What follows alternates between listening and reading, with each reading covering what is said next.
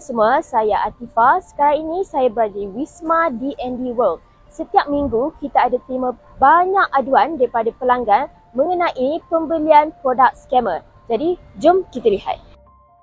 Assalamualaikum Puan, sekejap ya. Boleh saya tahu tak nama? Oh, saya Aini. Tadi saya rasa macam Puan ada buat aduan tentang produk ya. Kenapa ya? Ya betul. Sebelum ni saya beli Moringa Plus. Warna dia orange brick lah. Yang saya terima ni adalah hijau kan. And then size dia pun berbeza. And then untuk E-Sacha-Inci Oil ni, selalunya stiker saya dapat yang berkilat lah. Berkilat boleh scan di apps. Lepas tu untuk yang saya terima ni dia sekali print dengan label.